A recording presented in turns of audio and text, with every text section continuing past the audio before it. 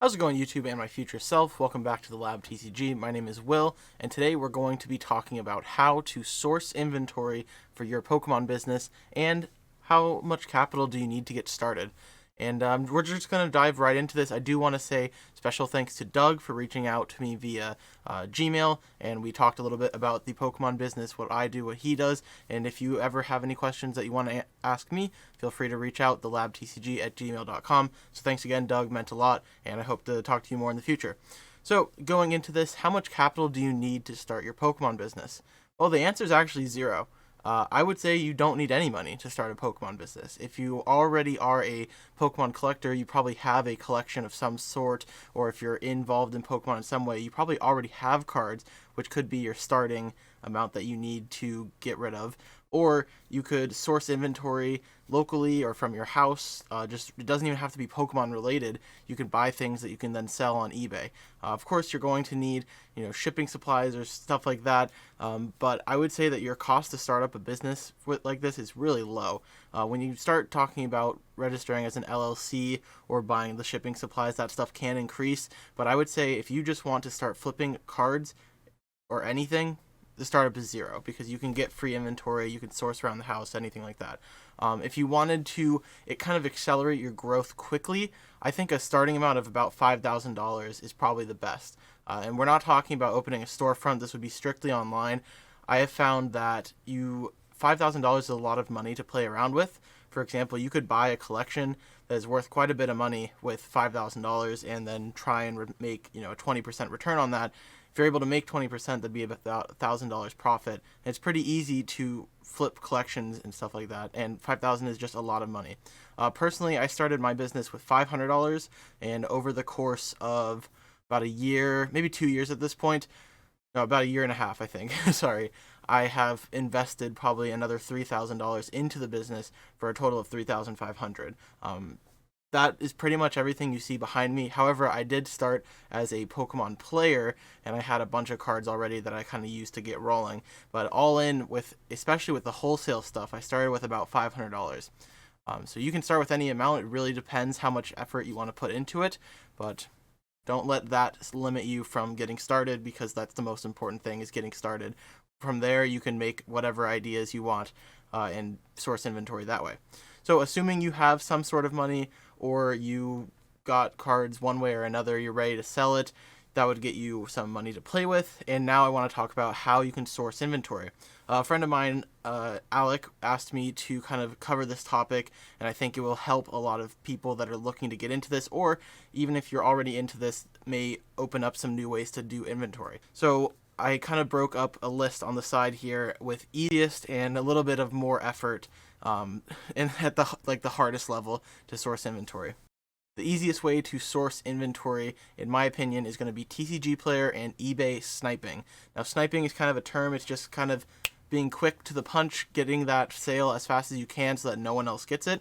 And I think the easiest way to do this on eBay and TCGPlayer is going to be either using the newly listed function on eBay, and you basically insert some keywords, whether that's a particular card or a collection, and you filter by newly listed, buy it now. And if you see a card that kind of falls in a price range that you can make money on, or a collection, you buy it and you don't think twice about it.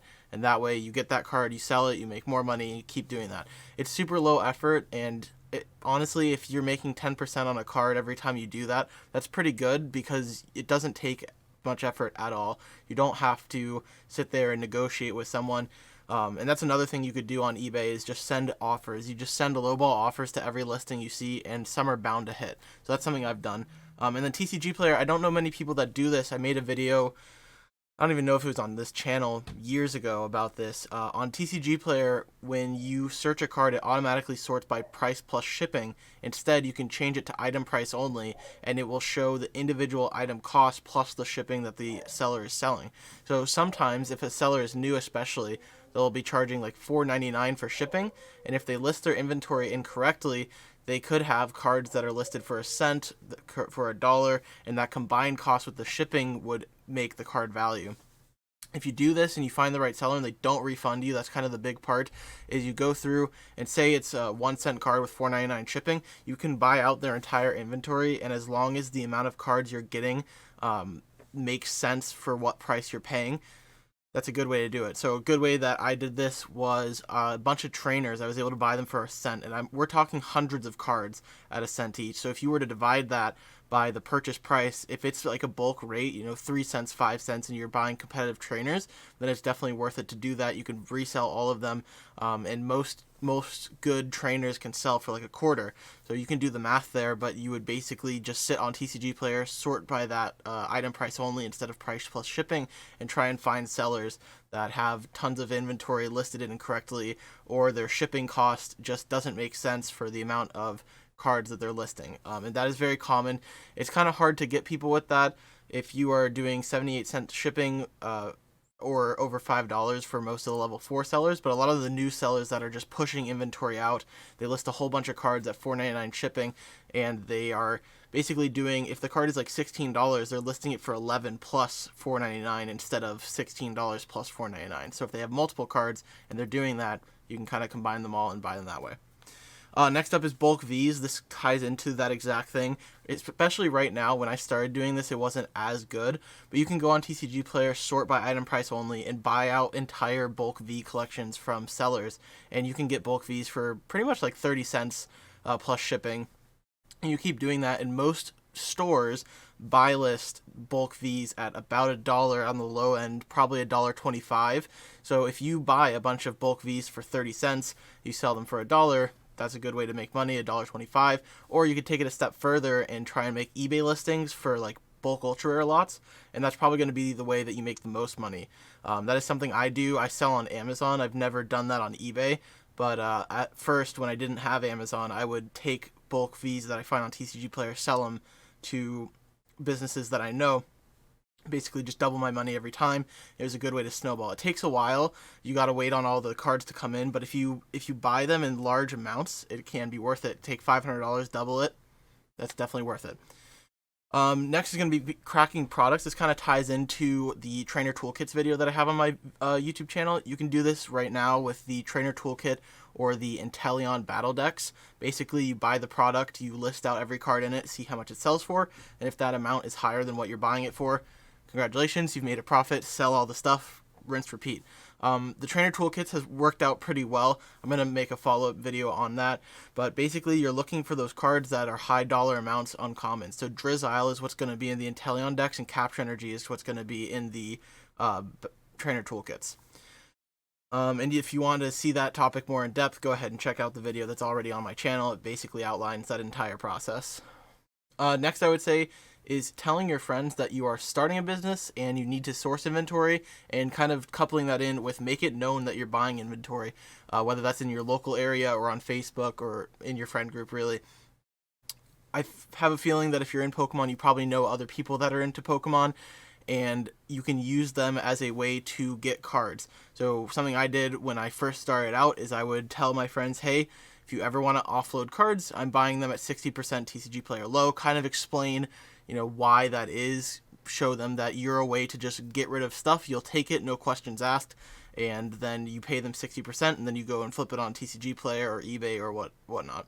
Also, it's very important that you don't say no to items when you do that, because it's possible that you're going to take a loss on something like that. Say they try and sell you a bunch of, I don't know, like bad EXGXs that are $5, they don't sell consistently, and you buy them at 60 cents or 60%.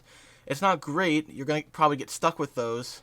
You can try and price cut other sellers to get them out, but it's important that you don't say no when you're buying and selling, because that's going to make people just bring you things. If you go, yeah, I want to take this because it's good, and no, I don't want to take that, they might think twice when bringing stuff to you, where if you are consistently buying and selling, you can always take in inventory, you can always buy inventory. It's going to create a different kind of area there.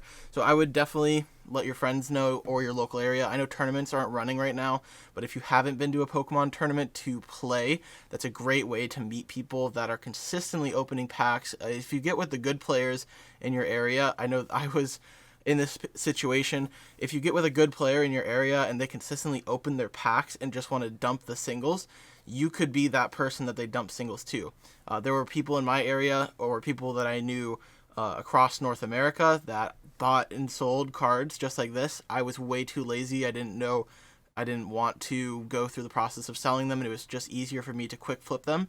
So when I would win product, if I opened it or if I somehow came across cards through playing, I would just hit up one of those people and just dump everything onto them, and then that's how they would make money. So, if you get people in your local area, especially good players that are consistently winning cards and they don't want to put the time into selling them themselves, that's a great way to source inventory. Scouring Facebook Marketplace, Craigslist, and OfferUp. I actually hate this strategy, but I just don't think my area is very good for it. I've seen people hit insane collection buys off of those sites, so maybe your local area is different, but definitely check out Facebook Marketplace, OfferUp, Craigslist, sort by Pokemon cards, Pokemon card collection, Pokemon binder, trading cards, any of that, and you would basically just go into the next strategy that I'm going to talk about and basically offer them 60% of TCG player low on those cards, or even less, especially if it's local and you have to meet them somewhere, you have to drive. You can factor that in. You could even offer them 40% and then buy all their bulk. So there's a lot of different ways to do that, but it's really going to come down to you and the person you're buying it from, and you need to negotiate with them and make a win-win scenario. And then the next one that I was just talking about is going to be buying collections. This is good for buying off friends, buying off Facebook groups, buying off local, pretty much anything. 60% of TCG player low is kind of the golden number when it comes to buying and selling Pokemon cards. And the main reason that is because you essentially give yourself 20% wiggle room with shipping fees, etc., and you can make 20% on any cards. It also leaves room for error if you mess up, or if you price too low, or if the singles depreciate. 60% is kind of just that magic number. If I'm buying higher end items, I like to go 70%, and depending on the person I'm buying from, I'll also offer 70% on their collections if they're a repeat customer. But 60% TCG player low is going to be that golden number, and it really helps if you have a way to get rid of bulk, because when you are buying a collection, that would be pretty much anything that the person you're buying from has. And that kind of ties into what I was saying earlier. Always buy anything. Don't say no to stuff, because it just creates more frustration for the person that is selling to you. If you only buy their singles, they now have to go find someone else to flip their bulk to. Instead, you could be like, hey, here's 60% on all this stuff. I buy bulk too. Send it all in a box, and I'll just pay you out. That's going to be your best way to buy entire collections. And that kind of ties into the next thing I have, which is bulk flipping. Just like the bulk Vs, this is going to be all the bulk. Asian Buffett Reseller on TikTok is a great content page to check out stuff for this. He does repacks. His entire family helps him. Bulk flipping takes a ton of effort, depending on the model that you're using. When I use Amazon, it is more of a time problem than an effort problem. I have to process a certain amount of units per hour for it to be profitable, in my opinion, and it is very profitable. It just takes forever. But bulk flipping, create a buy list for the buy rates that you're willing to do with your bulk. If you want to check mine out, it's on the website, thelabtcg.com. Go to sell us your bulk, and there's an entire basically spreadsheet, or it's not a spreadsheet, but like a fill in the blank kind of thing, and it shows you each bulk rate that I'm purchasing bulk at.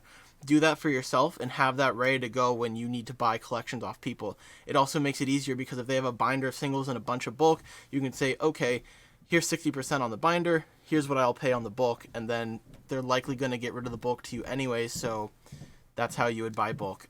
Locally, I like to do 2 cents. If I have to drive really anywhere, I would do 2 cents, just because you need to factor in the gas. I guess if it's like 10 minutes away from where I live, I would probably do 3 cents, but there have been times where I've driven a couple hours to get bulk, and then the rate changes. Also depends on the time of the year. I've noticed that around the holiday season, or leading up to it, people pay more for bulk. So 3 cents locally, 4 cents online. And that's another way. You just post online that you're buying bulk, and then people will sell it to you. Friends as well. Bulk is something that a lot of people just end up offloading because they want to get sealed product, or buy singles, or just need the cash. Bulk is a great way to just take stuff that people don't want. Another thing there is, I think bulk is probably one of the best ways to grow your business, because bulk, worst case scenario, you are buying something with the intentions of really doubling what you're paying for it, especially with all the effort that you're putting in. The best case scenario, however, is you get cards that are worth more than the bulk rate. So for example, I bought a collection for basically 3 cents for uncommons and commons, and I found 13 copies of Drizzile. If you don't know, Drizzile at the time was about a $5 card, so that takes off 65 dollars off the bottom line that I paid for the bulk, and that's huge. In addition to that, there's a lot of holos that are worth $4 or $5 that people don't know about. So that is a great way to kind of snowball. Is if you get the right bulk collection and there's tons of holos and revs or commons that are worth more than that 3 cents, you just pick those out and sell them all. Competitive decks use kind of the more higher end commons and uncommons. Evolution Incense would be a good example of a card that's not worth bulk. You just take the bulk cards out, you sell those, and then you flip the rest of the bulk. Then the last two that we're going to be getting into, commissions. This is a good way to, if you don't have the capital to do something, but you have kind of a reputation or people know you, they know you're good at selling stuff. Commissions is a great way to make some money. For example, you help a friend sell a card and you take 10% of whatever the profit is. So you take said card, you sell it on eBay, minus fees and shipping, whatever that money is that you would give back to the person you're selling it to, you just take 10% off of that, give it to yourself. That's a good way to snowball money without actually having it. A good term there would be using other people's money. It's very popular in a lot of finance books. However, this time you're not actually using someone else's money, you're using whatever item it is that they want to sell to get money back. And then lastly, I'd say the hardest thing that you could do right now, and especially because the prices of all the sealed product has tanked, is going to be wholesale. Now, this is something that I definitely plan on expanding into in a different video, so stick around for that when that comes. But buying at wholesale, it's the hardest at the moment because it's the hardest to get into. The actual process of doing it is pretty easy. It's just once you have to have an actual business and you have to register with a distributor, and most distributors aren't taking applications to sell wholesale. So once you get in, it's pretty easy. You just buy the product at a lower price and you sell it for a higher price. Right now, booster box prices have been tanking because of reprints, but in theory, if the prices are stable, you can make a few dollars off a box or $10 off a box. Or any product really. You just buy it for one price, sell it higher, and you just keep doing that over and over again. You get the hype on the set releases. You can charge more for stuff like that, but that's a very easy way to source inventory. It's just very hard to get into right now. If you already have a business or a resale tax ID, you might as well just go and apply. Pokemon.com has a list of distributors there. Just give them a call, send them an email, see if you can get any hits. But with that being said, that's going to wrap up the list. If you want the list that I've created, go ahead and email me at thelabtcg@gmail.com, or if you have any questions, go ahead and put them in the comments or leave them there. Any likes or subscription, highly appreciate it. Join the knowledge community. I would love to share my experiences with you and have your experiences shared with me. Thanks so much for coming along on the journey, and I'll see you all in the next video. See you guys.